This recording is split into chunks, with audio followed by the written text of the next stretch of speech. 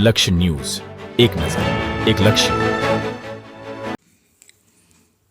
કલોલ તાલુકાના નારદીપુર ગામે કાલી ચૌદસના પરંપરાગત ગરબાનું ભવ્ય આયોજન કરવામાં આવ્યું.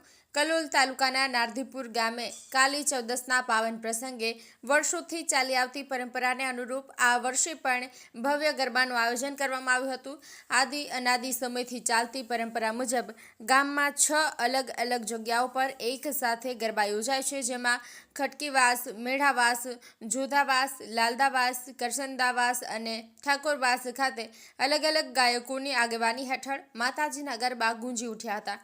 ગરબાની ધૂન સાથે નારદીપુર ગામના નાગરિકો માતાજીના ભક્તિભર્યા રંગમાં રંગાઈ ગયા હતા. ગામના તમામ મંદિરોને આકર્ષક લાઇટિંગથી શણગારવામાં આવ્યા હતા, જ્યારે રંગબેરંગી સજાવટ અને તેજસ્વી ગરબા મંડળો ગામની રોનકમાં વધારો કરતા હતા. આ દિવસે ગામની બહાર રહેતા વતનીઓ પણ દર્શનાર્થે પોતાના ગામે પાછા ફર્યા હતા, જેના કારણે સમગ્ર ગામમાં ઉત્સવમય માહોલ સર્જાયો હતો. રાત્રિના ગરબાનું શૃંગારિક દ્રશ્ય અને ભક્તિભાવથી ઓતપ્રોત વાતાવરણ વચ્ચે સવારે 4 વાગ્યે પ્રથમ ઠાકોરવાસના ગરબાને વળાવવામાં આવ્યા.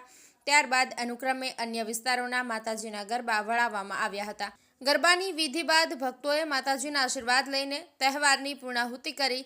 નારદીપુર ગામના કાલી ચૌદસના ગરબા પરંપરા, ભક્તિ અને ઉત્સાહનો અનોખો સંગમ જોવા મળ્યો હતો. લક્ષ્ય ન્યૂઝ, સંજય નાયક.